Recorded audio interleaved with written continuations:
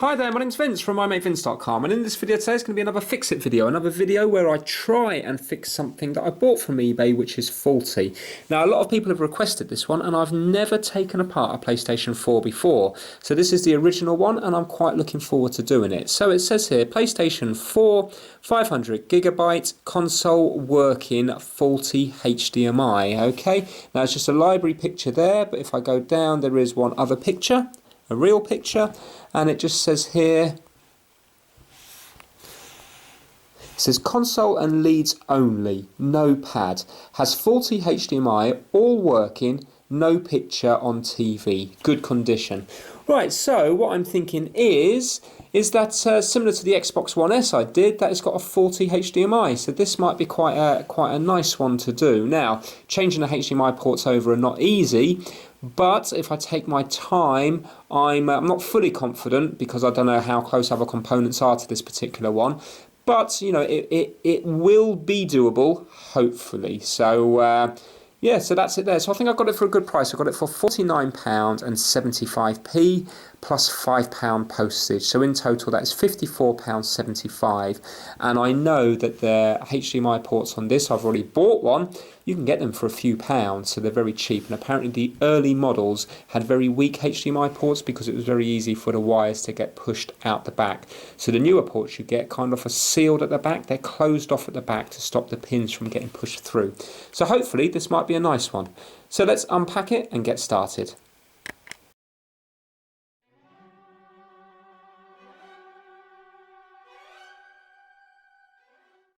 Oh my god. Right, that isn't actually what I ordered. The next big thing. Bonus. Finally, I'm in there. Ta-da! A PlayStation 4. Right, okay, so this is the original PlayStation 4. Now I think there might have been different releases of the actual PlayStation 4. Okay, so it's been opened up. It's been opened up already because these security seals have gone.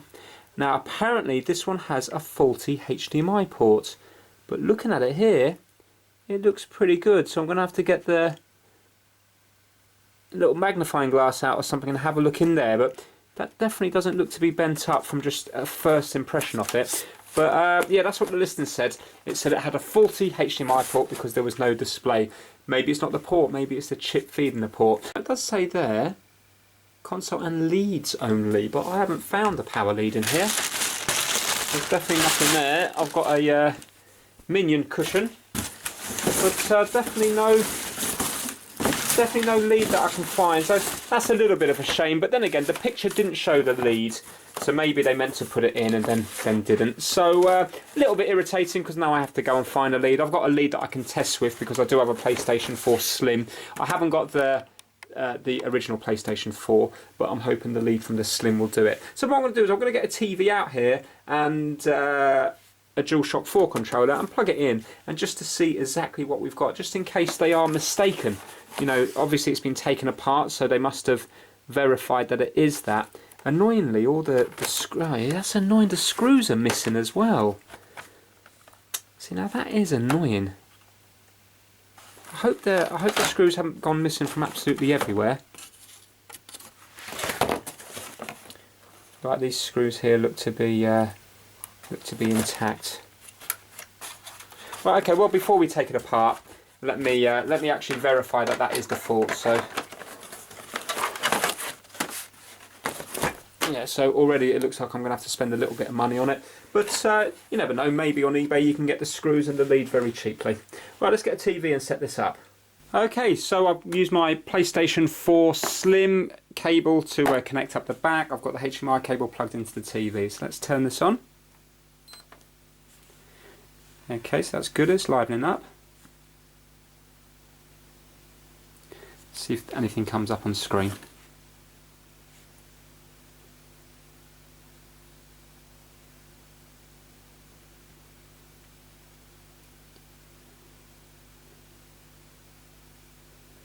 Right, so it's just saying no signal, so nothing's come up on TV. I'm just going to plug in this here just to see if the controller will sync up.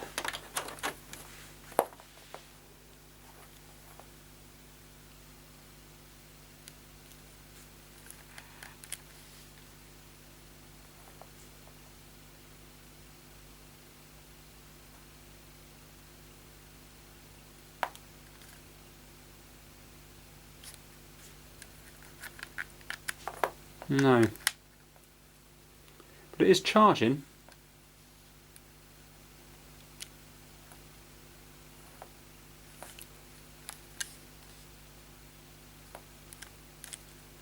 Oh, okay, that doesn't appear to be doing anything.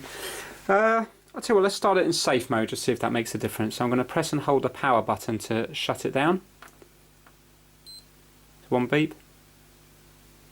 I think you've got to do it for about 10 seconds or so.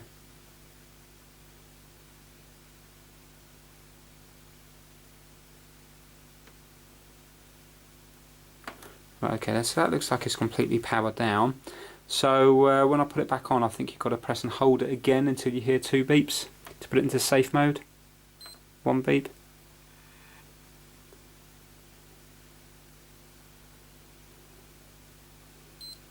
2 beeps.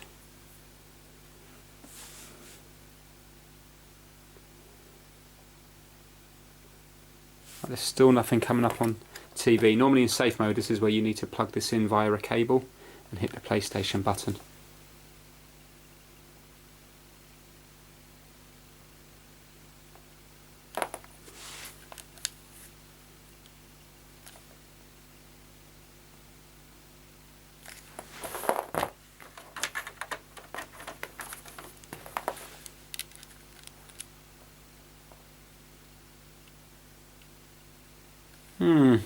Would have thought if it was a HDMI problem that this would still sync up.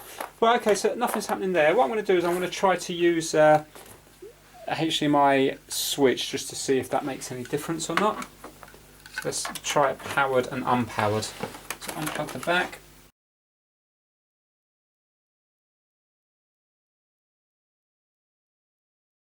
It's a little bit odd because it's not coming up with the, there you go, it says invalid format. That's different than no signal. That is weird. Right, let's unplug the power part of it and see what happens now.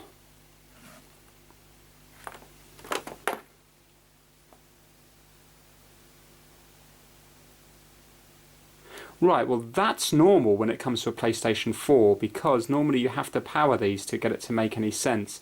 And can you see it's kind of going between all of them and then just one. So that looks quite normal.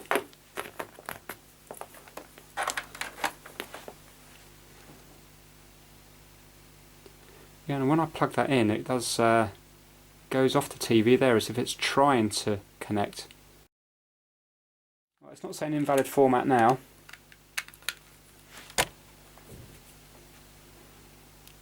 Oh, here we go, look.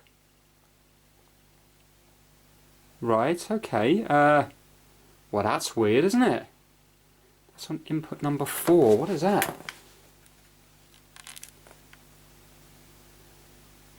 Very strange.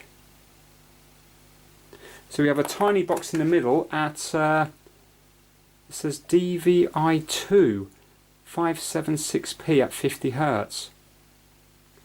Now it's gone. Very strange. Let's plug in a few of the others.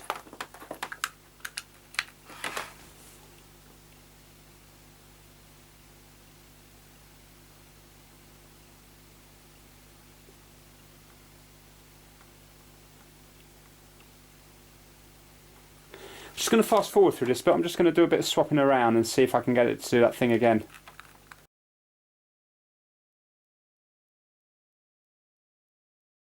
So I've got that little box back again, but it's not displaying anything. Right, okay, so I don't think I'm going to be able to sort anything out by just fiddling around with cables. I think I'm going to have to take this apart and have a look on the inside and see if I can see anything. So I need to look at the HDMI port, but right now I'm not convinced that it is the actual port. I'm wondering if it's the chip feeding it or it might be something else completely. So let's get into this and have a look at the inside. Just before I take it apart, I just want to pop a disc in just to see if it takes the disc.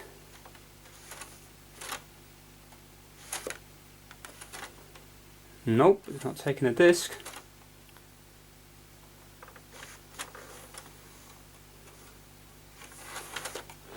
That's not normal, is it? I need to look up what these lights mean as well because it's blue and then it's white. Right now it's white. Maybe this is in some sort of sleep mode or something, but you know, it is on. I can hear that it's on, but doesn't seem to want to take the disc in.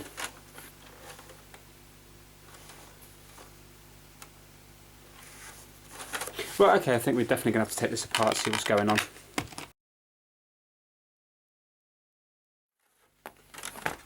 Ah, come on. There's no hard drive in it. Well, if there's no hard drive, is it going to connect up to the TV? Ah.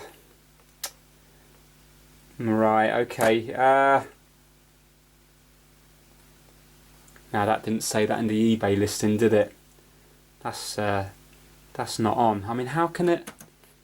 Just trying to think now. It won't be able to boot, will it? It won't be able to turn on if it's got no hard drive.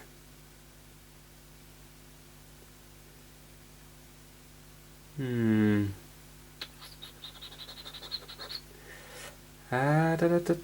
just thinking now. See, maybe the person that sold this, maybe it wasn't their PlayStation 4. Maybe they bought it, and because it's not displaying anything on the TV, they said that it was a HDMI problem. Maybe it's not a HDMI problem, because as you've seen, I was getting something on the TV there. Maybe it's maybe it doesn't boot if it hasn't got a hard drive, because I know the Xbox doesn't boot. I've never looked into it before. Right, okay, I'm going to see what else. I'm going to take it apart to see what else is, you know, with it or not with it, or you know, just to see what's going on. This looks really screwed up here as well. Not sure if I bought a bit of a lemon here.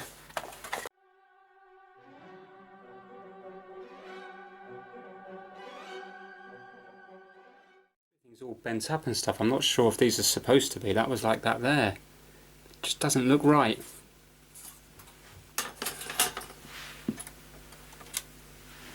Look at this.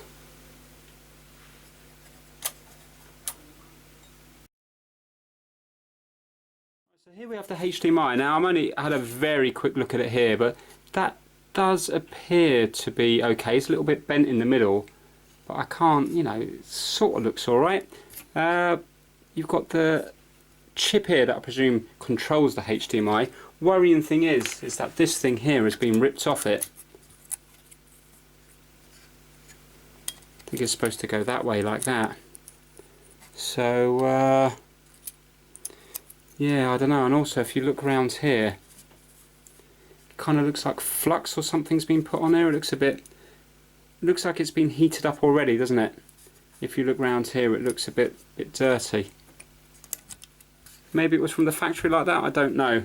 The rest of the board looks clean, and then around this area where the problem is, it's all dirty, so not too sure about that. Okay, so I've been doing some research, and yes, the PlayStation 4 will definitely boot without a hard drive, but it will go straight into safe boot mode, so it won't go into the pretty PlayStation home screen with all the lovely colours and games and apps. It will go straight to the safe boot mode that I was trying to get into.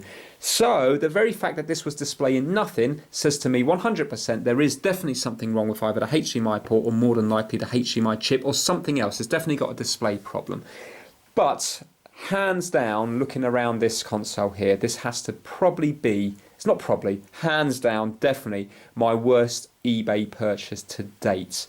And that is because my very limited knowledge of these PlayStation 4s, because I've never seen the inside of these ones before, I've never taken apart the original PlayStation 4, to my limited knowledge, so far, this is what I need, and there could be much more.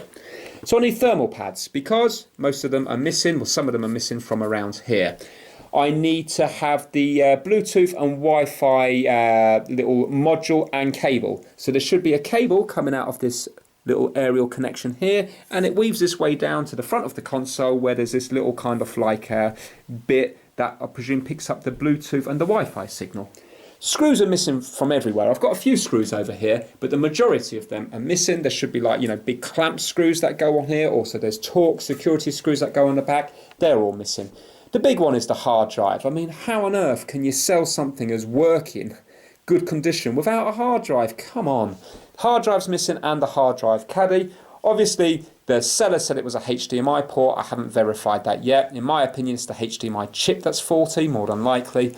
And also the power cable's missing. Now, this has got nothing to do with anything else yet. I haven't gone into this and done any more testing. They're the initial things that I found that's wrong with it. Now, I contacted the seller, just to be a bit irritating. And I said, please, you know, play dumb, please send on the hard drive and the power cable, yeah?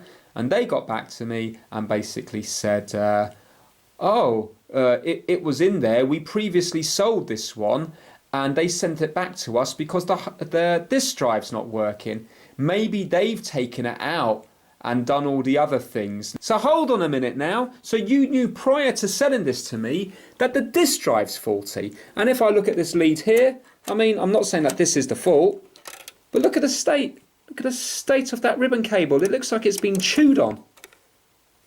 So, on top of this, there might be a problem with the disk drive. So right now, we've got no hard drive, we've got a display problem, and possibly the disk drive's faulty. That wasn't mentioned in the description, was it? What it said is that the HDMI is faulty, and it said, you know, good condition, working well, or something like that. HDMI faulty, no display. So really now, in my honest opinion, this is why eBay gets given a bad name, and they really need to sort out that. You know, it's just, unfortunately, I hate to say it because I actually do like eBay. I like it a lot. But I think it's just become a dumping ground for people getting rid of their junk. Not too sure why that is, and maybe I've just been unlucky on numerous occasions. I don't think so. I don't think so at all. So what I'm going to do is, obviously I do have to try and repair this. I want to repair it, and when I get into it, then all these annoyances will disappear and I'll just concentrate on getting on with fixing the console. Obviously you can tell I'm really annoyed now, but I'm just more annoyed at, it's not even the money, it's just more annoyed off the fact that somebody would be so cheeky as to actually pass this off as a kind of working PlayStation 4 with just a 40 HDMI port. But yeah, so what I'm going to do is tackle it one step at a time. So there's no point in me buying a hard drive now if I can't get this HDMI, if I can't get the display problem sorted. So it's either going to be the port or the little IC chip here. And looking closely at this IC chip, do you remember I said that there was a lot of flux around here? I think that somebody's already had a go at it, because remember that little bit of metal has already been, you know, like ripped off or cut off it. So what I'm hoping is, which would be great, is I'm hoping that this is a new one that's been put on wrong. What it could be is, it could be the old one that they try to heat up to see if they could get working. But if you look very closely, I'm going to change this now to the macro setting. Okay, so here we have the little Panasonic IC chip just behind the HDMI, and you can see it's definitely not right. So some of them, the pads do look okay, like for example this top one here, the right hand side, and this one. But if you look at this one here on the left hand side here, if you look, can you see for example the second pin almost looks like it's touching the first pad. The third pin looks like it's nearly touching the second pad. Now they might be all just barely clear of it, but I mean 100% it hasn't left the factory like that. So it would be great if that was a new chip, but even now that might be blown. I wonder if it was being put on the different pads. You know, like for example, if one of the voltage ones was like to touch one of the ground ones, then maybe that would be enough to blow it. But I think what I have to do is I have to take that chip off and then see what, you know, basically see what happens. Because right now, if I go onto continuity, so let's say if I was to go to one of the grounds, let's just use the HDMI shield here as the grounding. Now, if I tap here, you can hear this continuity, which you would expect. Yeah. But now watch, not on all of them, but on loads of them, it is shorting. Yeah.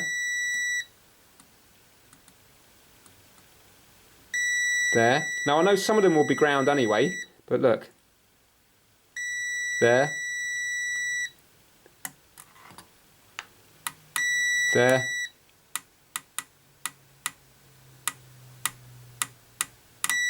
There.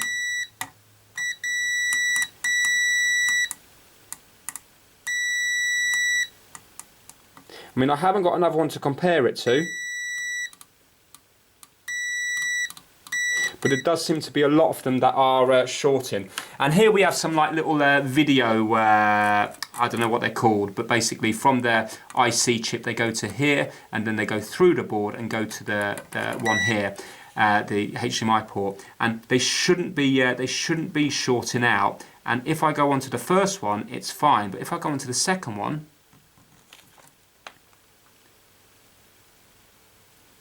you know, these are a little bit bigger. Let me just get my other meter. Can you see it's shorting together? So these shouldn't short together. That's not shorting together, the third one's not, and the fourth one's not, but the second one is. Yeah, when I touch the two little edges here. Now, basically, this is shorting together because the two pins that it corresponds to, wherever they are, they're shorting together. So if I take the chip off and this is still shorting together, then chances are that this has gone faulty, and you can buy these off eBay. If it goes, it means it's shorting the chip. Now maybe it's shorting the chip because it's been put on wrong on this side, but maybe it's got nothing to do with the way it's been put on. So you can hear it's, you know, shorting in quite a few places. Maybe it's got nothing to do with the way it's put on. Maybe the chip itself has failed and it's shorting on the inside. But any which way, that shouldn't be shorting. So I'm going to first of all try to get rid of this chip and then see if that's still shorting, and then it will give me a better idea of where the problem lies. We still have loads of other problems, but one step at a time. Now, I was almost certain there wasn't a problem with the actual HDMI port itself, but I just wanted to double check just in case. So I plugged in this thing here, you know, the thing that you use to repair a bad HDMI cable, the plug at the end of the cable, and I've gone across all the pins. Now, interestingly enough, there's loads of them shorting again, I think because the IC chip is faulty, but there definitely is continuity between each of these and the pins. Some of them are coming up in loads of different places, but there is still continuity between each of these and here. So I'm 99% sure that it's not the HDMI port itself which is at fault. I really do think that it is the actual retimer chip here.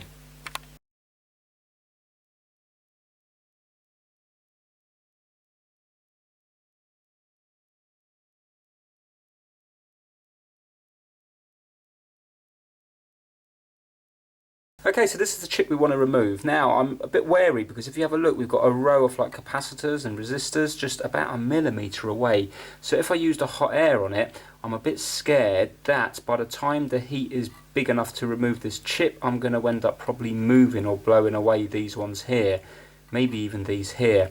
So what I'm going to use on this one is, I got this product called Quick Chip. Now it's really expensive, but basically it's like it just looks like a different solder, but I think it's made up of a weird kind of combination of metals. And I mean, it's really expensive. This little tub here was about 40 UK pound, but there is 16 of them, so realistically that should last me a long time. But the idea of this is that you add this to the lead-free solder, and it's supposed to bring the melting temperature right down. So for example, it might bring it down if this melts at, I'm making this up now, but if this melts at maybe like 100 odd degrees, and if this melts at maybe like 300 degrees, then hopefully it will bring down by mixing the two, it will bring them both down to about 200 degrees. And if I do that, then as long as I don't cover all these resistors and capacitors in it, if I can just stick it just to these bits here, in theory, when I do add the hot air, this, and at maybe 200 degrees, this should hopefully come away before I move anything else. So I think in this instance, that's what I'm going to do.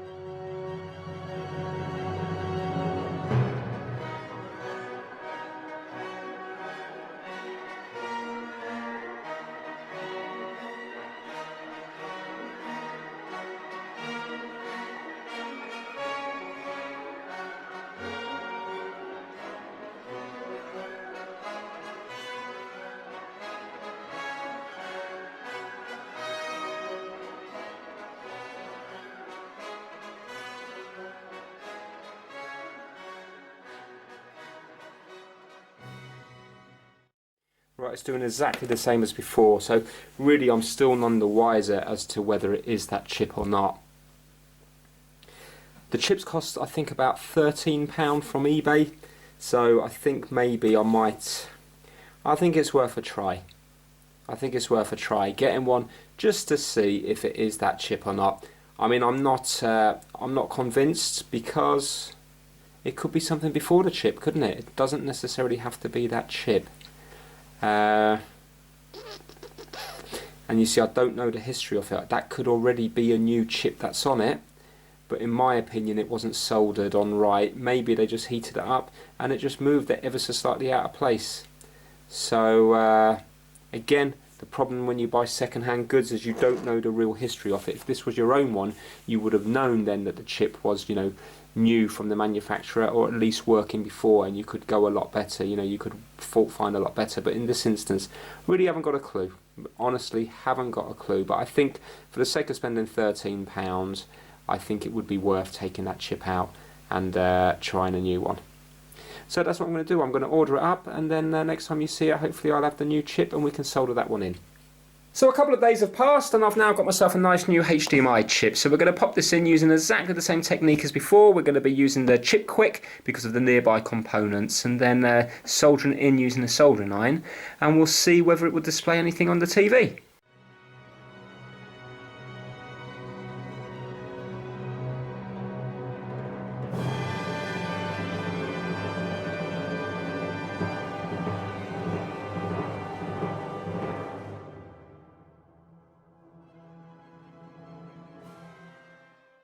Okay, on this one here, I think I'm going to use the heat gun to begin with, because last time it took me ages to solder every single leg. So I'm going to use the heat gun to begin with, and then if any of them haven't stuck, then I can add a bit of solder to those ones.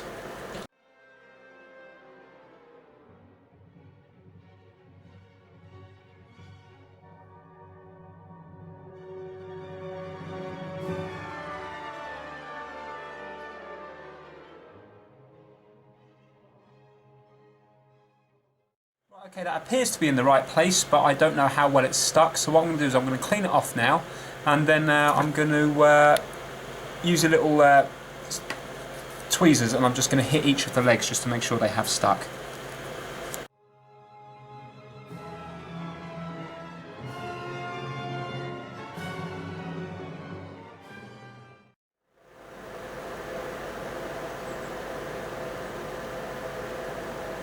Right, okay, that one's loose.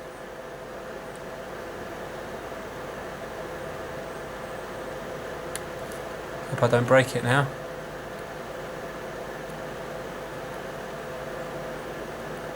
The ones next to it is loose as well. Okay, so them two. And that one and that one and that one. Okay, they're all loose.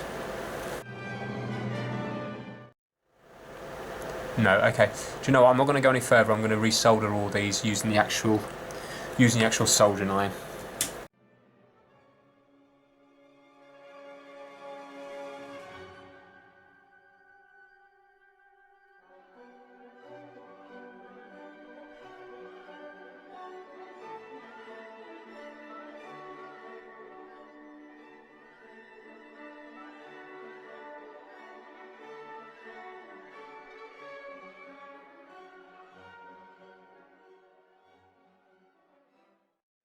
Right, I'm looking at them and they still all seem to be on the pads, which is good. Definitely more solder on them now. So I'm going to do the tweezer test again.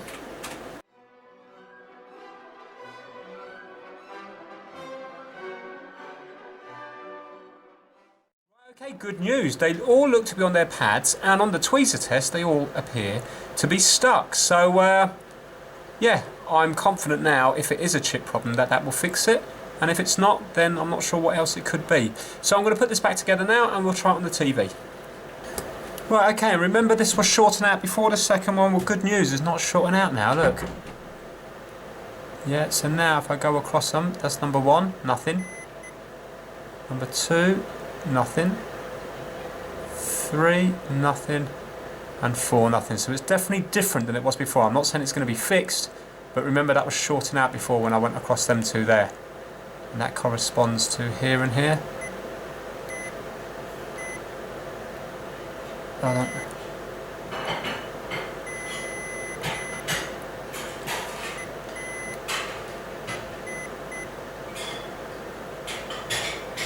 there and there.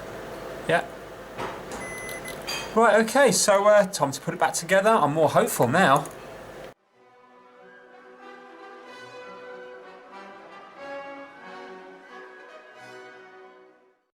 Right, let's get the TV set up. Okay, so we've got it here and we've got the TV up here. So let's plug in the power cable. Do you know what? I feel hopeful because that thing wasn't shorting, so I hope this is working now. Well, it's not going to work, but what I mean is I hope it displays. Obviously there's still no hard drive in it. Let's plug it in. Here we go. What's it going to do? Right, we're on the right HDMI channel on the TV. Excellent, it still turns on, which is good.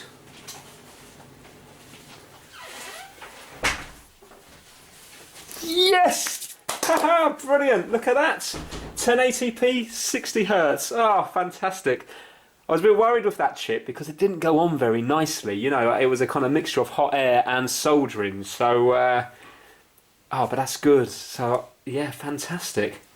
Right, okay, let's just see if it goes past that now onto the safe boot thing. Uh-oh, right. That might have been short-lived.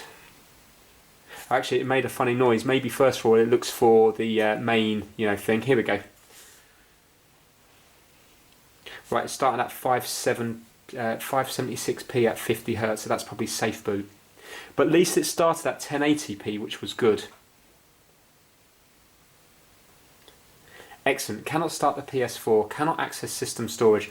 Press the power button for 1 second until system beeps to turn off the PS4. Okay, but I thought it should come up with that menu. I thought it would come up with a safe boot menu. Cannot access system storage. Okay, well look, you know, it's displaying now, so what I have to do now is I have to get a hard drive and see if I can get that to work. I just want to see what happens with the controller when I plug it in, see if it does anything different than what it did before. So it's still charging up there. But maybe this doesn't work, you know, I haven't had it before with something without a hard drive. So maybe that's all quite normal. Well look, you know, we're making progress. I'm not still 100% confident that I will be able to get this to work, you know, because of... Oh, mind you, the disk drive now is making that noise. I'm going to get a disk, see what happens when we put it in. Right, let's see what happens when we put the disk in. No, it's still not taking it. Yeah, again, maybe because there's no hard drive in it, or maybe there is a problem with this with the disk drive. So, but anyway, like I said before, one step at a time. So we've got it going to this. So what I'm going to do now is look into getting a hard drive for it, and then put the software onto the hard drive using a little USB stick. Because I believe that's what you do. You go online on your actual PC and you load the PlayStation 4 software. It's all official from PlayStation onto a USB stick. Put that into here along with the hard drive, and then it's supposed to boot to the safe boot thing. Maybe that's why it's not booting to safe boot, because it hasn't got the little USB stick in it. That could well be why. Right, okay, so yeah, I'm so happy with that. So next time you see this now, hopefully I'll have a hard drive to test it with. Okay, so while I'm waiting for the hard drive to arrive, I'm going to try to solder on that little metal plate that covers the HDMI chip, and also see if I can order up screws and you know, the little Bluetooth Wi-Fi cable, and also the module thing as well. I've soldered this shield back on now, and it doesn't look great, but it's going to do its job. So this side actually looks pretty clean, but this side looks a bit of a mess, because remember that's where the long cut was, and also that's where the shield is bent as well. But the main thing is it's doing its job. So if you were to look through there now, you can see it. The solder hasn't gone through, it's just on the edges. So I presume that must be to help with interference. Now, it's later the same evening that I did the chip, and curiosity got the better of me, and I couldn't help it. I ordered up a 2-hour delivery slot from Amazon Prime Now, and I got myself a 1 terabyte hard drive. It wasn't too bad, £40 including delivery, so or £40 and 49p I think.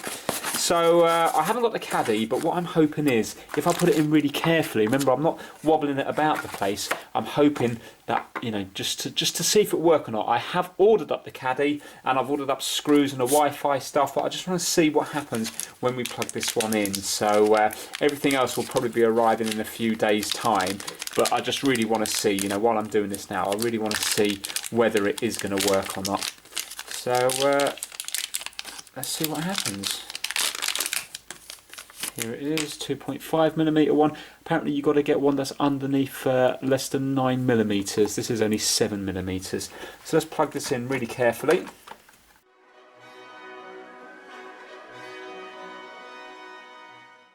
I might as well leave that off. Right, okay, here we go, the moment of truth. Let's plug it all in, see what happens. Plug that in, plug that in. I'm going to plug this into one of the USB ports.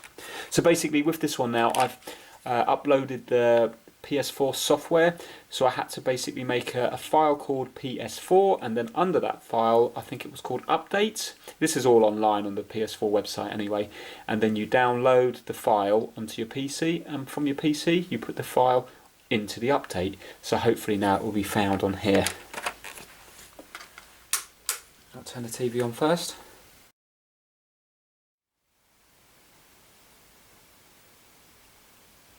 Right, 1080p, 60 Hertz. Let's see if it goes into safe boot now.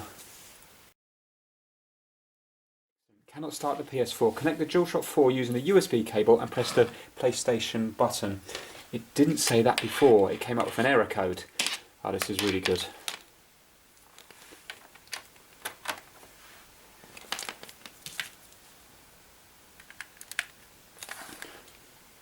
Here we go. Yes, look, connect a USB storage device that contains an update file for reinstallation for version 4.7 or later. You can download the update file for reinstallation from PlayStation.com, which I've already done. It's in here. So I'm going to use the D-pad. So don't get worried if you can't use the analog stick, it doesn't work, but the D-pad does. Oh, this is really good. Cannot use this USB storage device. The PS4 does not support its file system. To use it with the PS4, you must format it to exFAT. Go to Settings, Devices, USB Storage Device, and then select Format as exFAT in the Options menu for this USB storage device. Okay, so I had to format this, which wiped it, and I formatted it as exFAT, and then I put the software back onto it again. So it's PS4, Update, and then the software under Update. So now let's plug it in and see if it recognises it now. Good news is this has changed colour. The PS4 will be initialised, all users and all data will be deleted. Are you sure you want to continue? Yes. Excellent. Right, it looks like it's doing what it should do. Now it says preparing to update system software. Now it says installing update file.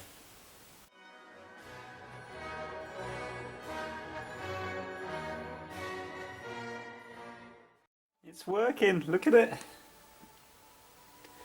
That's such good news. There we go, look at it, the nice blue screen. Fantastic. Now let's just see if it's going to work when I unplug this.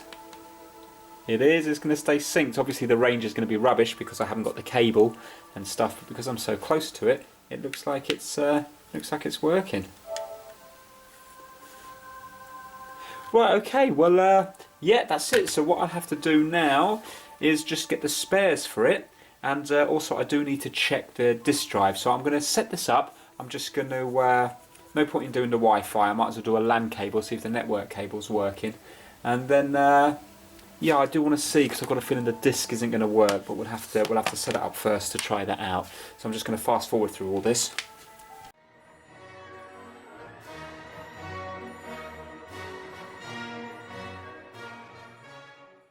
So there we have it, and the volume's working as well. So I'm just going to pop a game in just to see if it will recognise it or not, because you know the buyer did say after I bought it that the previous person sent it back because the disk drive's not working.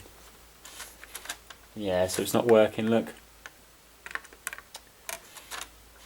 That's annoying, but like I said before, one thing at a time. So at least I've got a display now, and at least the hard drive's working. Obviously I need to get the caddy and stuff for it. Now I need to work out why the disk drive's not working. So obviously this is like the PlayStation 4 from hell, but at the same time, you know, bit by bit I'm getting it working, and it looks like at least now it will be able to work for digital games, which is, you know, a huge bonus. So it is still good as it is still usable. Yeah, so I need to find out what's going on with this disk drive now. I hope this is the original disk drive that came with it, because the disk drive, not the disk drive, but the board on the disk drive is married to the main board.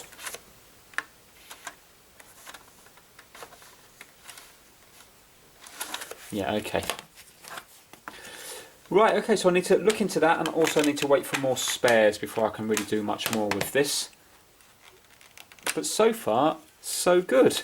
So I'm going to get back to this video now later on when I've got more spares and when I've worked out what's going on with the disk drive. So now we're going to be looking at the problem with the disk drive to see why it's not pulling the game in. Now luckily, again, Andrew Paul has come to the rescue. I've looked at his videos and I've found one with exactly the same problem that I have here. So in a way, there's no point in me going into much detail in this, because you might as well watch his video, because it's completely thorough with all the correct terminology and stuff. So I'm just going to be basically watching his video while trying to fault find my one, and then hopefully by copying the things in his video I'll be able to work out what's going on. Now this is the video here. I will add a link to the description, but if you have a look at it there, let me just zoom in. Okay, that's what it's called. PlayStation 4 BD-ROM, no disk feed. Okay, full fault diagnosis. Yeah, and this one looks exactly to be the same PlayStation as mine, so that's going to be good. Now, the very first thing, I thought it was completely dead, but watch this. The PlayStation is off at the moment, but when I offer the disc up to it, you don't notice this when it's on, but when it's off, you will notice that it will actually turn on. So there's definitely power getting to the drive itself, and that's exactly what Andrew Paul said in this video. So watch this now. There you go. Can you see? Yeah. So although it doesn't take it, there is power there, because when I put the disc in, I didn't hit any of these buttons here, and it starts to come on. So that could be a good thing. Not sure. But what I'm going to have to do is I'm going to have to take the drive out. I'm going to follow the steps in the video, and then hopefully it will all become apparent. Now I know I mentioned this guy's name a lot in my videos. Believe me, he doesn't pay me. His videos are just amazing. They're so thorough. And he just goes into the minute detail, which is perfect for someone like myself who's learning this. So honestly, take some time out. If you've got a problem with your Xbox or your PlayStation, take some time out. You'll probably find the fix on his channel. So yeah, let me take this apart now and find out what's going on.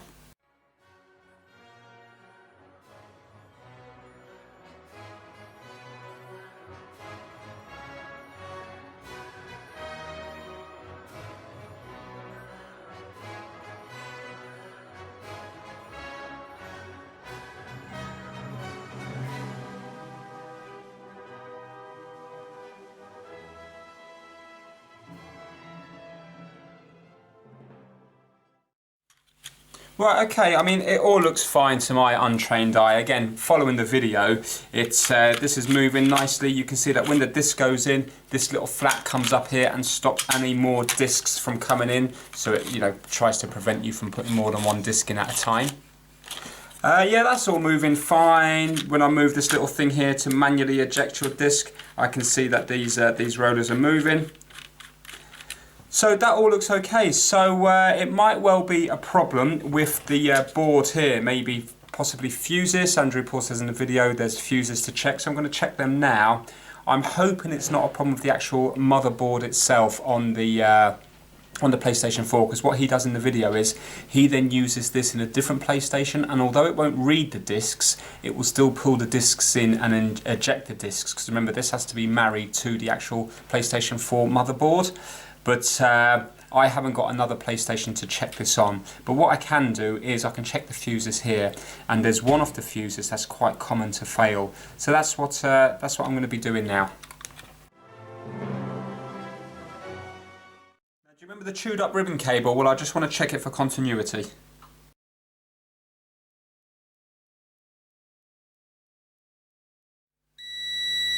Right, okay, so although it is a bit chewed up, it actually tests fine, so there's definitely continuity from one side to the other. So it's not this at fault. Okay, so I've zoomed in right now, and this is the first one we're going to check. And if you have a look here, it actually says F201, fuse 201. It does look to be, I don't know if that's dirt or it might be just dirt. Right, anyway, I've got my multimeter set to continuity. So let's see if we've got continuity across here. Yeah, we have. Okay, so it's not that first one. Now I believe this is the next one here. You see this tiny little one here, and again if you have a look, F203, this little one.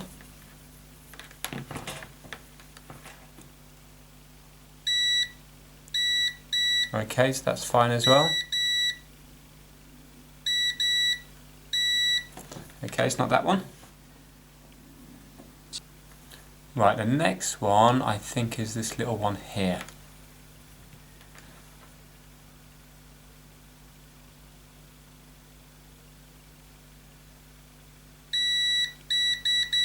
Yeah, continuity there. Okay, this isn't looking good because really I need it to be a fuse, otherwise I'm not going to be able to repair it because I haven't got any donor boards or anything to borrow anything from. Right, and now we have F501, this one here, this little one here.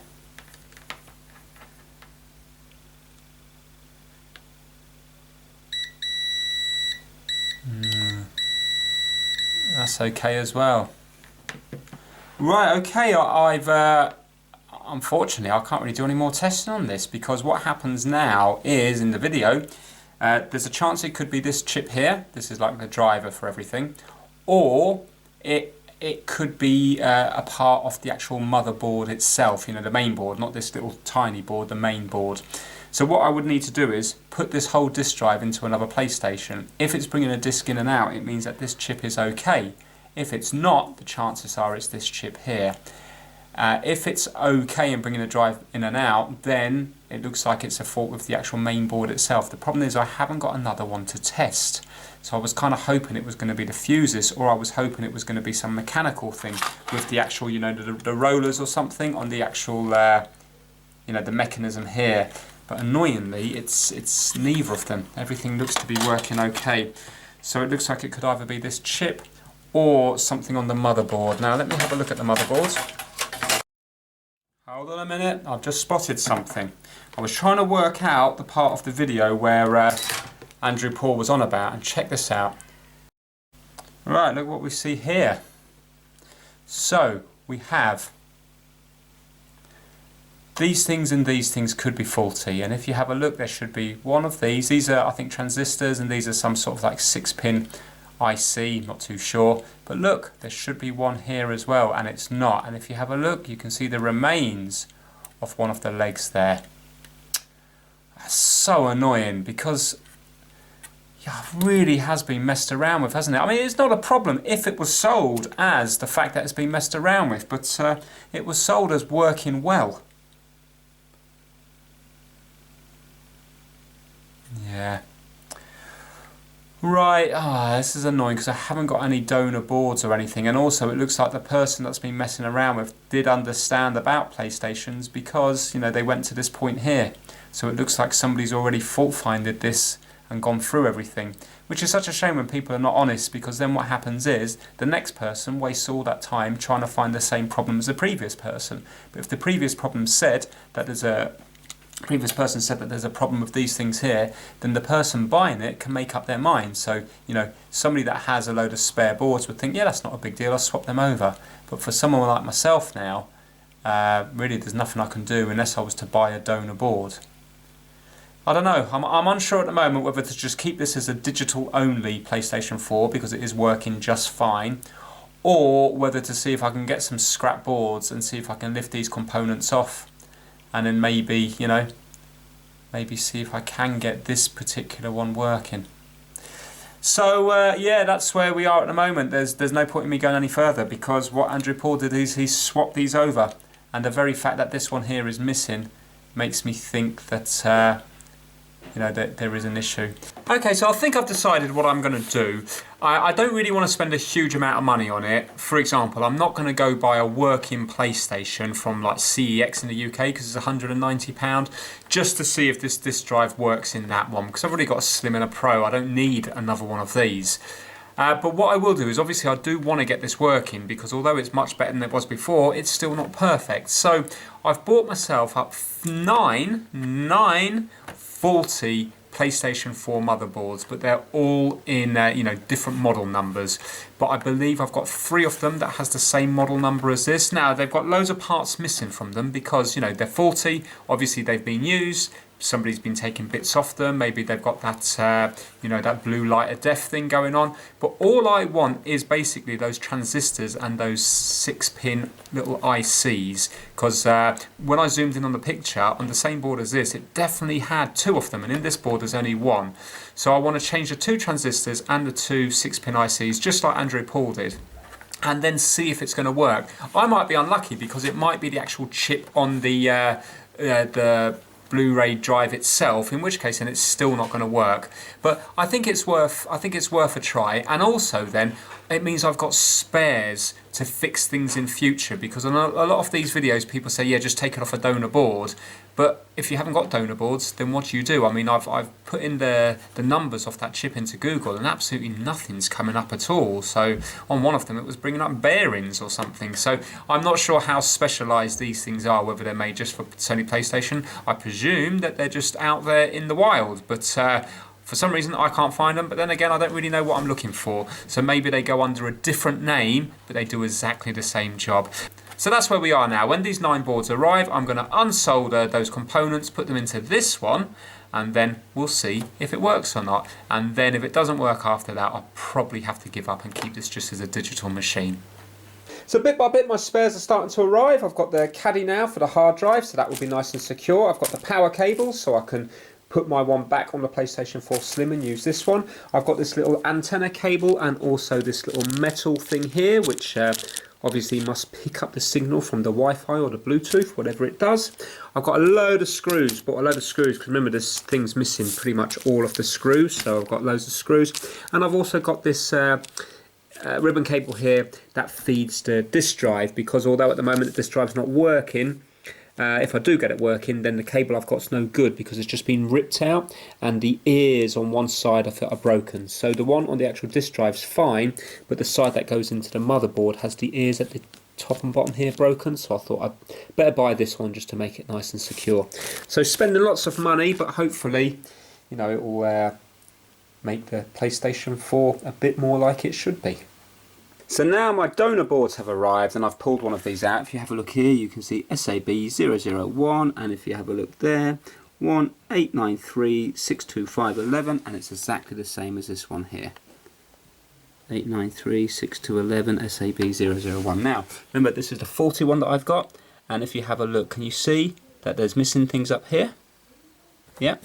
And now on this one, they're not missing. So what I'm hoping to do is, and it's going to be really hard, but I'm going to hope to remove this and stick it on the faulty board, and somehow this tiny little resistor as well, and stick it on the faulty board, and we'll see how we go. You know, it might not make a blind bit of difference. Maybe this one here might also be faulty, I don't know, but with this one it looks like it's got the HDMI problem, because you can see that this chip's removed and stuff.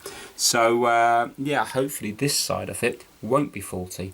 And we'll see what happens. Obviously, if there's a problem on the actual disk drive itself, then this isn't going to make a difference. But I still think it's worth a try, because, you know, these are missing here. So I'm thinking it's not going to work if these are missing. So let's pop them in and see what happens. So I've put some tacky flux on it now, and I'm going to use the hot air on it to try and remove it. I'm going to try and remove the big 6-pin IC first, and then I can worry about that little resistor afterwards. So I'm going to put it on nice and hot. I've got it at 480, and I've got my airflow is between 1 and 8. I'm going to put it on around 5.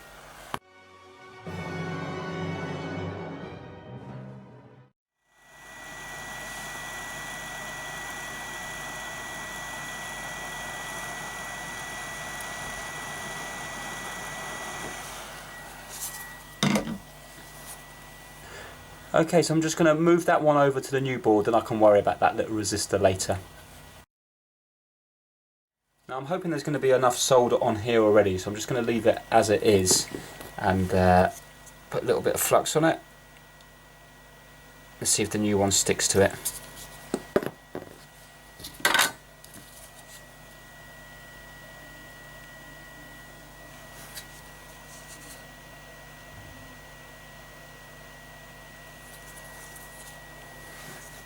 Right, now there is a little dot, I've just covered it over, but there's a little dot on the left hand, the bottom corner of the board. It is here, there you go, dot there. And if you have a look here, you can see that there's a little dot.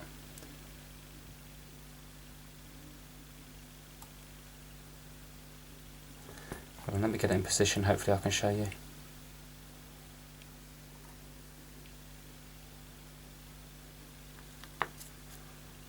Right, okay, and you can see the little dot just here at the corner there.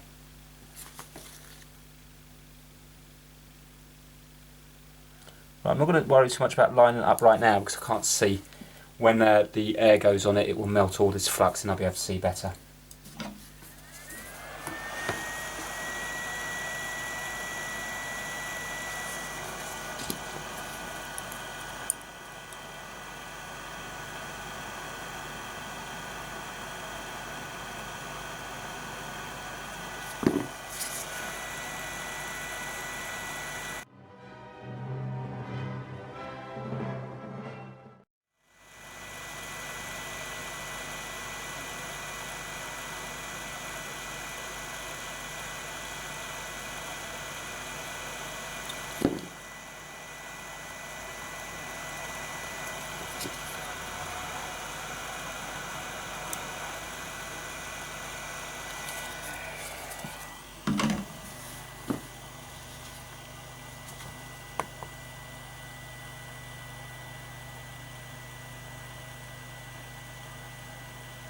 Okay, well it does look like it's in place.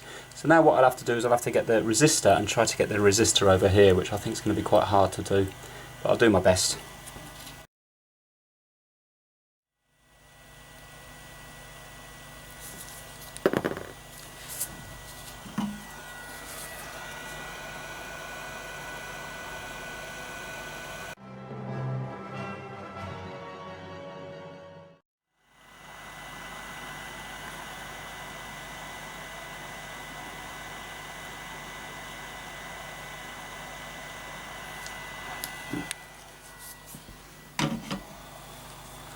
Okay, so I've got that one off.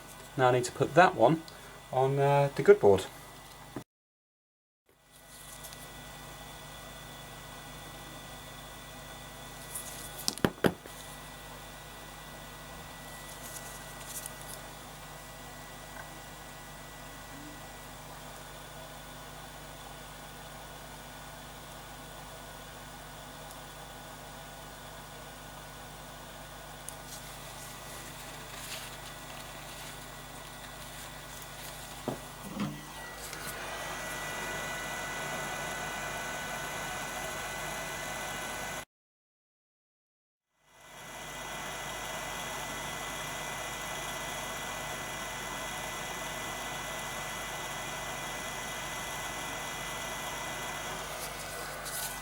Right, I've definitely seen it move, which is exactly what I wanted to see. So that means it has hopefully gone into place via surface tension. Excellent, I'm really pleased with that. Really pleased. So what I'm going to do is I'm going to get some IPA, clean it up, and then yeah, give it a kind of tweezer test and stuff, make sure they're not moving around the place, but I think that's gone on pretty good. Now I'm going to leave this one in place at the moment because maybe this one's okay. So I've replaced that, and then I'm just going to see if it works. If not, maybe I'll have to replace this thing, the transistor, and also this one and this one. But I just want to do this one for the time being just to see what's happening.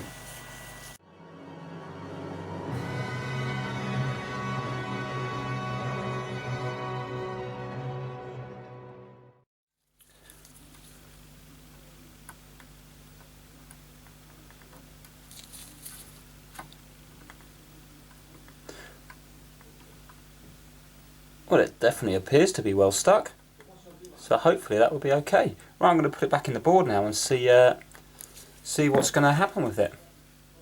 So now I'm going to put it back together, and I'm going to use all the new parts as well. For example, remember the ears of this one here is fine, but the ears here are broken off. So I'm going to put it back together how it should be, but I'm not going to put thermal paste on it yet because there's a chance I have to take it apart again. So if it's working, then I can take it apart, give it a really good clean, and then put the thermal paste on.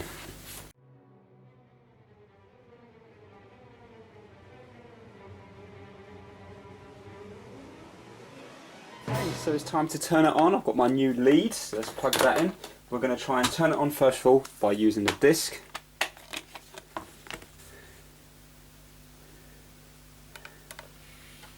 Yeah, that's taken it. Yes! Brilliant, look at that, it's taken it in. And I can hear it spinning. Fantastic, do you know what? Oh, it went on really good, but I was unsure, you know, I was unsure whether that was going to work or not. I can hear it spinning. What a result. Oh my, oh, what a result. Okay, I don't want to get my hopes up yet because obviously I haven't got a TV screen here. But I can hear it spinning. The white light's on. Let me see if it will eject.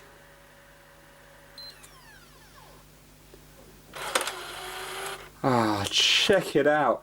How good is that? Oh, wow. Right, okay. Do you know what? Let's, no, I'm not going to put it in yet. I'm going to get a TV screen up just to, I want to see it come up on the screen. Right, okay, yeah, bear with me. Pop it in the disc and see if it comes up.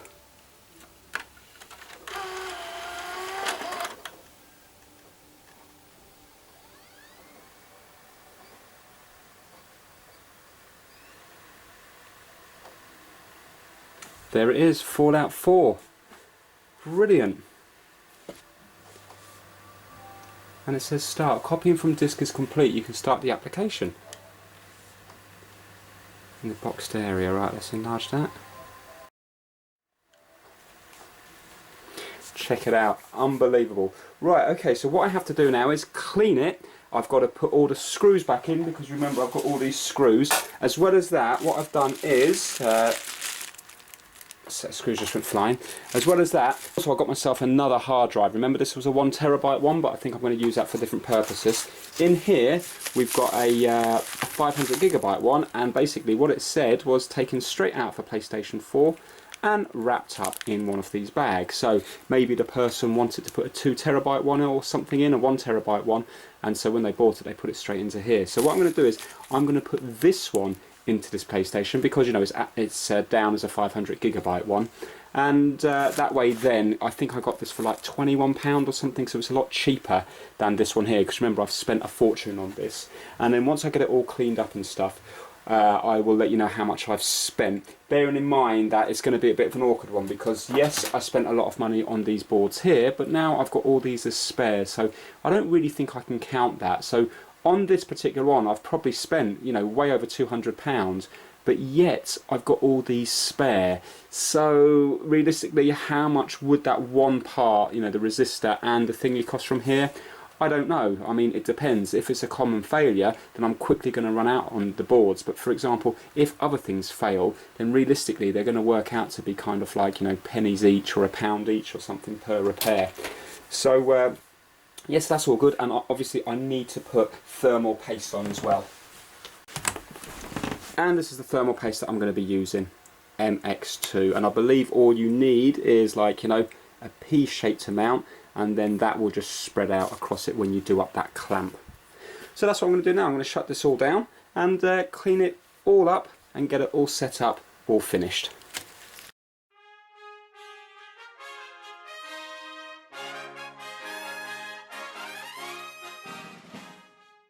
Buy little pads for here because I got them in this packet here, but I've just noticed that I've got ones on the actual boards that came, you know, my spare boards, so I might as well use these ones here because they still feel nice and sticky,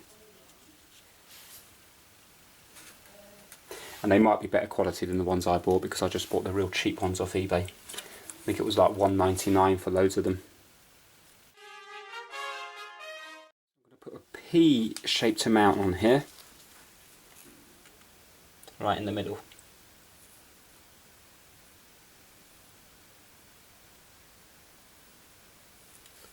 There we go. Maybe that's a little bit too much, but what I'm thinking is, just like before, the leftover bits are going to get squished over into this gap here, so I can't see it causing any problem, but that's how much I've put on.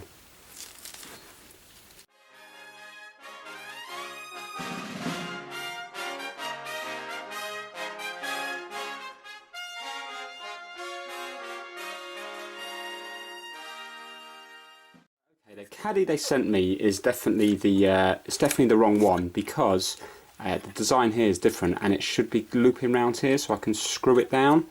But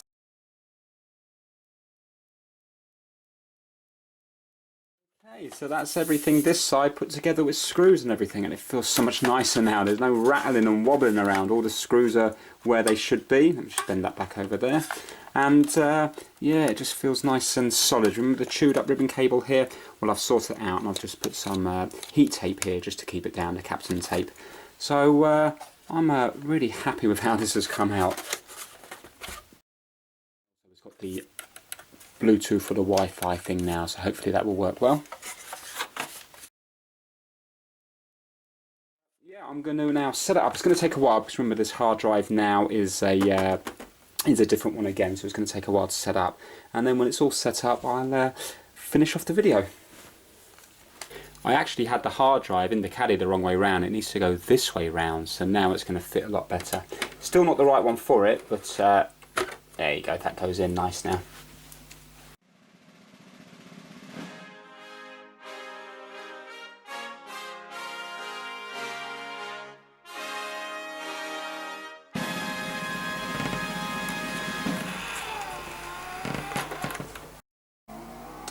So there we have it, Gran Turismo Sport, which is a disc-based game, and you see it's working absolutely fine. So with this one, I'm really happy with it because the PlayStation 4 has been brought back to life. I thought at one stage it was going to be unfixable, but by just doing it bit by bit, you know, at the beginning I sort of thought there was going to be too much to do, but by just concentrating on one thing at a time, it doesn't seem such a big task then. In fact, you can use that kind of analogy for pretty much anything in life. You know, if you think that something's too big to do, if you just kind of break it down and just do it step by step, you'll find that then you are able to do it. But when you look at the beginning and you see how much there is, it can put you off doing something. But yeah, with this one, so it was the bad HDMI chip, and then also there was a missing hard drive, and little things like, you know, the Bluetooth cable and stuff was gone. And then as well as that, the disk drive wasn't working, which was annoying. You know, none of these things were mentioned apart from the HDMI thing in the eBay listing. So obviously eBay in this case here, this was a really bad buy. In total this has cost me, I'm not sure, but I'll put it up on screen now.